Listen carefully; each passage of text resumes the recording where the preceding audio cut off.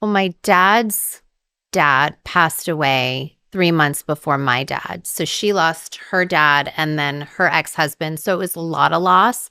My dad was actually helping me with that divorce, with a legal team and helping me like process that. I mean, I think that it was definitely a loss, but I was so young. I got married at 19. My dad passed away at 22. So I would have thought that I had the best example of a dad, the best everything. He had the best relationship with my mom during their divorce, was super respectful. Afterwards, when, my mom remarried, like everything about him was super stand up and respectful. So I saw by example what life can be like and how you should be treated and the type of person you should have in your life. So I think that I have made not. Confession is a heavy word. It sits in your chest like a stone, pressing down until you let it out. Today I am stepping into the light and sharing my truth. No filters, no excuses. The world already knows pieces of my story, but only I can give it a soul. I want to talk about what happened between me, Lewis Hamilton, and the person I loved and hurt. This is not an easy story to tell, but I believe in the power of truth to set you free, even when it breaks your heart. There is a strange kind of peace that comes after you decide to be honest, even if it means facing the storm. For years, people have seen me as a symbol of glamour, success, and perfection. But underneath all that, I am still a woman, flawed and vulnerable, trying to make sense of the choices I've made. I loved someone deeply, yet found myself drawn into something else. Something that felt thrilling and new, but also dangerous. And so, here I am, ready to say what needs to be said, hoping my honesty, however messy, might help someone else struggling with their own truth. Love is supposed to be simple, but real life is rarely that neat. I loved my partner more than words can say. We built a life together, shared secrets and dreams, and promised to stand by each other. Still, there was a part of me that felt restless and unfinished.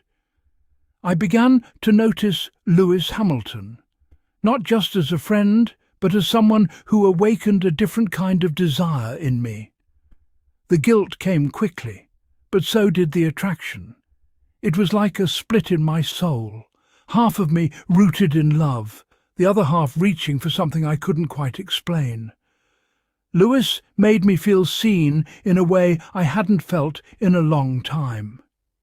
Being with him was intoxicating, but every stolen moment carried the weight of betrayal.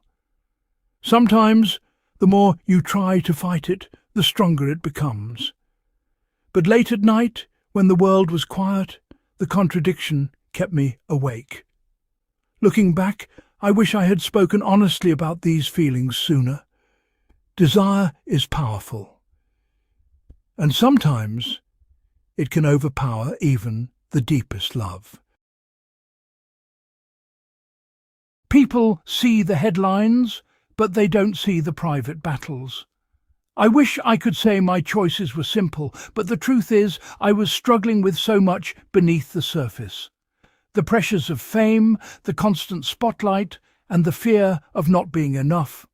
All of these things fed into my confusion. There were days when I felt invisible in my own home. I was trying to be a perfect partner, a devoted mother, and a superstar all at once. Somewhere along the way, my own needs got buried. That loneliness created space for temptation. Lewis and I crossed paths at a moment when I was especially vulnerable. He listened when I needed someone. I don't say this to justify what happened, but to explain how my guard slowly came down. I wish I had reached out for help, talked to my partner, or even taken time for myself. There is no gentle way to break a heart. The moment my secret came out, everything shattered. I watched the pain in my partner's eyes and felt a wave of regret so deep I thought I might drown. Betrayal is not just a word, it is a wound, raw and burning, that cuts through trust and leaves scars you cannot see. I remember the silence after the confession. It was louder than any fight we ever had. My actions had consequences, and the truth was out. I tried to explain, to apologize, but I knew that some things can't be undone with words.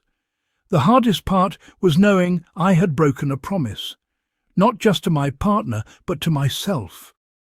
I learned that love is fragile, and once trust is broken, it takes so much to rebuild.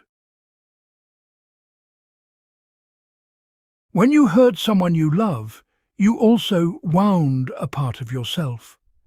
In the days after my confession, I felt hollow and numb. My partner withdrew, just trying to make sense of the pain. There were these long stretches of silence, broken only by sharp words or quiet sobs. We were both lost, adrift in a sea of heartache. The trust we had built, brick by brick, now lay in ruins. There were moments of anger, sometimes directed at me, sometimes at the world. If I could have taken the pain onto myself alone, I would have. But heartbreak is never that easy. It spills out, touching everything, family, friends, even the children who sensed that something was broken. Every memory became tinged with regret. I knew I had to face these consequences and hold myself accountable. I had to accept that I was capable of causing deep pain, and that was a truth I never wanted to face. The world is quick to judge, especially when you live in the public eye. As soon as news of my betrayal broke, social media exploded. There were headlines, hashtags, and endless opinions. Some people offered support, but many more came with anger and harsh words. At first, I wanted to hide. Every notification felt like a punch. I read messages from strangers telling me I deserved to be alone. But there were also small moments of kindness. People who said they understood, who shared their own stories of love and loss. I learned quickly that you can't control the narrative once it's out in the world. I tried to stay focused on the voices that mattered, the people I had hurt, and the ones who still believed in my ability to change. Social media can be cruel, but it can also be a place for healing. After all the pain, I found myself longing for forgiveness, not just from my partner, but from myself. I knew that trust, once broken, is hard to rebuild, but I also knew that love, real love, can survive even the deepest wounds if both people are willing to try. I apologized again and again. Sometimes the words felt small, but I kept saying them, hoping they would reach the heart I had hurt. Some days my partner met me with silence. Other days there were tears and long conversations about anger, loss, and the fear of being hurt again. Forgiveness is not a gift you can demand. It takes time, and it belongs to the person you wounded. I learned to be patient, to listen, and to accept that some scars may never fully heal. But as we worked through the pain, I started to believe that hope was possible. We both needed to rediscover who we were, separately and together. I also realized that forgiving myself would be the hardest part. I had to accept my flaws, own my choices, and promise to do better. Only then could I truly begin to heal. This heartbreak changed me. It forced me to look at the parts of myself I wanted to hide. I learned that honesty is hard, but living a lie is even harder. Love is not just a feeling, but a choice you make every day. To be present, to be faithful, to communicate openly.